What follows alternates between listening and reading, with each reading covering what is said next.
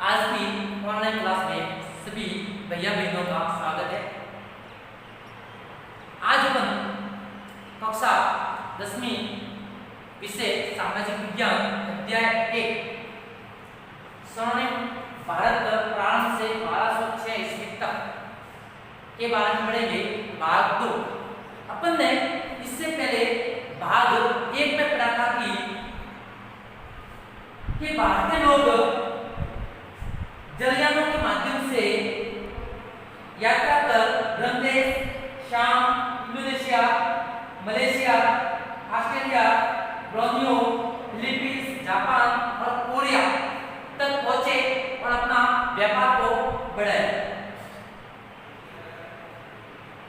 भाग 15 में ये भी पढ़ा था कि उस समय जो स्वर्णिम काल था वह था सिंधु घाटी, वैदिक सभ्यता, रामायण, महाभारत कालीन सभ्यता।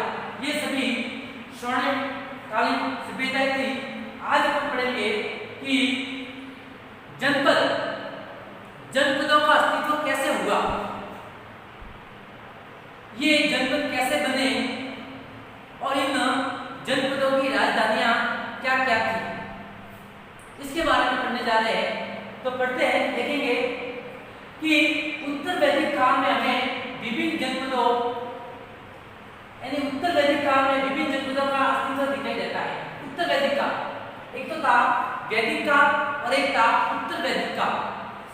उत्तर वैदिक काल में अपने जो जनपद थे वह अस्तित्व में आए।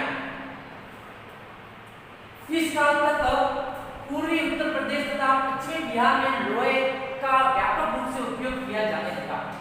उत्तर वैदिक काल में जो पूर्वी उत्तर प्रदेश और पश्चिमी बिहार इन दो जगहों पर लोहे का विशेष रूप से प्रयोग किया जाने लगा। फिर देखेंगे कि जनपद कैसे बने, महाजनपद कैसे बने और जन क्या थे।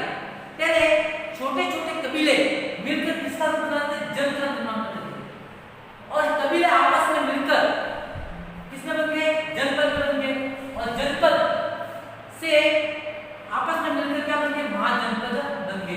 तो इस प्रकार महाजनपदों का अस्तित्व हुआ, महाजनपद अस्तित्व में आए। तो छोटे छोटे समूह, छोटे छोटे कबीलों के समूह मिलकर जो जन थे, छोटे छोटे जो समूह थे वो जन थे और जन मिलकर क्या बने, जनपद बने और जनपद आपस में मिलकर क्या बने, महाजनपद बने। तो उत्तर वैदिक काल में महाजनपदों का अस्तित्व हो चुका था। अभी अपन महाजनपदों के बारे में पढ़ेंगे कि महाजनपदों का अस्तित्व वास्तव में किस समय हुआ, कौन से ईसा पूर्व में हुआ और इनकी राजधानियां क्या क्या थी और परीक्षा की दृष्टि से इंपॉर्टेंट भी है।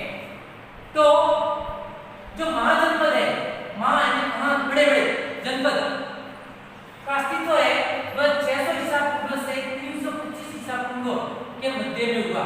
तो महाजनपदों का अस्तित्व कब आया, 600 ईसा पूर्व से 325 ईसा पूर्व। ईसा मसीह के जन्म से पहले, ये उल्टा चलता है। ईसा मसीह का जो जन्म हुआ था ईसा का हमेशा उल्टा चलता है, ठीक है। तो 600 से 325 ईसा पूर्व, छठी शताब्दी, 600 ईसा पूर्व में छठी शताब्दी में उत्तर भारत में अनेक शक्तिशाली स्वतंत्र राज्यों की स्थापना हुई। उत्तर भारत जो अपना भारत देश है उसका उत्तरी भाग,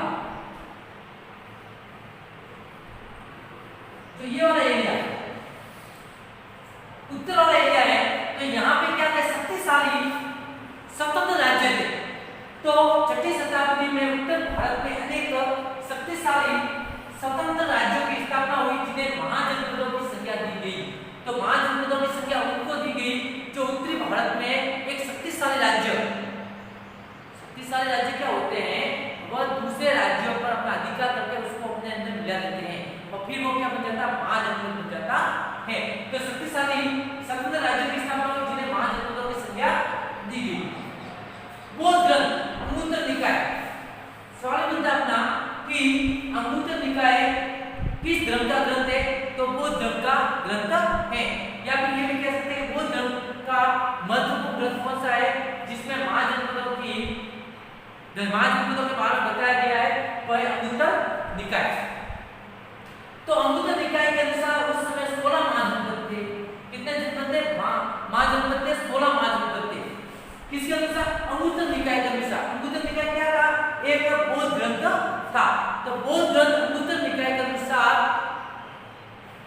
66 ईसा पूर्व से 325 ईसा पूर्व में 16 महाजनपद थे। तो उसमें पहला महाजनपद था काशी, जो काशी उत्तर प्रदेश अभी वर्तमान में अपन बोलते हैं। तो काशी की राजधानी क्या थी? वाराणसी थी। क्या थी? वाराणसी। ये दोनों उत्तर प्रदेश में स्थित है। वर्तमान में उत्तर प्रदेश में काशी भी आया हुआ है, वाराणसी भी आया हुआ है। तो काशी की राजधानी वाराणसी। फिर कुरु की राजधानी क्या? इंद्रप्रस्थ, जो दिल्ली में स्थित है वर्तमान में। कुरु, इंद्रप्रस्थ। कुरु की राजधानी कौन सी है? इंद्रप्रस्थ। ठीक है। पांडवों इसमें अंग की राजधानी चंपा, बिहार, जो वर्तमान में क्या है? बिहार। मगध, राजगृह या गिरिवज्र, दिल्ली में मगध की राजधानी कौन सी है? राजगृह या गिरिवज्र। तो सवाल बनता है अपना कि राजगृह या गिरिवज्र राजधानी किसकी है? तो मगध की है। बच्ची, विदेह और मिथिला। बिज्जी की राजधानी है विदेह और मिथिला। मल की राजधानी कुशावती, क्या है? कुशीनारा। जो मल की राजधानी क्या है? कुशावती या कुशीनारा। परीक्षा की दृष्टि से बहुत ही इंपॉर्टेंट है। सेदी, शक्तिवती या स्वतिवती। सेदी की जो राजधानी थी वह शक्तिवती और स्वतिवती। कौशाम्बी, बस की राजधानी कौन सी है? कौशाम्बी। कौशल, अयोध्या, उत्तर प्रदेश। कौशल की राजधानी अयोध्या, लेकिन इसको दो भागों में बांटा गया है। उत्तर भाग की राजधानी तो है साकेत और दक्षिणी भाग की राजधानी है श्रावस्ती।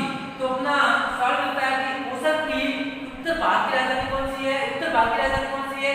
साकेत। और दक्षिणी भाग की राजधानी कौन सी है? श्रावस्ती। ठीक है। पांचाल की राजधानी है अहिसत्रपुरम, उत्तर भाग की, और दक्षिण भाग की क्या है? कापिल्य। अहिसत्रपुरम वर्तमान में नागौर, राजस्थान का जो नागौर क्षेत्र है वो अहिसत्रपुरम था। तो पांचाल की राजधानी, उत्तर भाग की राजधानी थी अहिसत्रम और दक्षिण भाग की राजधानी थी कापिल्य। मत्स्य, जो अलवर, वर्तमान में जो राजस्थान का अलवर क्षेत्र है वो मत्स्य के नाम से प्रसिद्ध था, जिसकी राजधानी क्या है? विराटनगर, जयपुर, वर्तमान में जयपुर। सुरसेन, मथुरा, उत्तर प्रदेश। अशक की राजधानी कोतल और कोटली। और अवंती की राजधानी जो अभी मध्य प्रदेश में है, अवंती की राजधानी है उज्जैनी और महिष्मती। आपने बाहुबली फिल्म में एक देखा होगा महिष्मती, तो वही वो महिष्मती की शूटिंग वहां पे हुई थी। तो उसी को अपन क्या कहते हैं? महिष्मती कहते हैं। तो अवंती की राजधानी क्या? उज्जैनी, तो है उत्तर भारत की, और दक्षिण भारत की क्या है? महिष्मती। तो सवाल बनता है कि अवंती की उत्तर भाग की राजधानी कौन सी है? उज्जैनी है, और दक्षिण भाग की राजधानी कौन सी है? महिष्मती है। फिर है गांधार, महाभारत काल की बात हो रही है। गांधार की राजधानी तक्षशिला, शिक्षा की दृष्टि से बड़ा यहाँ पे विद्यालय था, बड़ा विद्यालय था तक्षशिला के अंदर। अपने भारत में दो शिक्षा की दृष्टि से इंपोर्टेंट महाविद्यालय थे या शिक्षा के केंद्र थे, एक तो नालंदा और एक था तक्षशिला। गांधार की राजधानी तक्षशिला और कंबोज की राजधानी जो रायपुर या अटक। तो इस प्रकार 16 महाजनपदों की राजधानी बताई गई है कि जनपुष्ट में अंगुत्तर निकाय के अनुसार जनपद कौन कौन से थे और उनकी राजधानियां कौन कौन सी थी। तो इनको अच्छी तरह से आपको याद करना है, परीक्षा की दृष्टि से बहुत ही इंपॉर्टेंट है। ठीक है। तो आज के लिए अपन इतना ही पढ़ेंगे। इससे आगे अपन अगले भाग 3 में पढ़ेंगे कि इनका अस्तित्व कैसे होता है। धन्यवाद।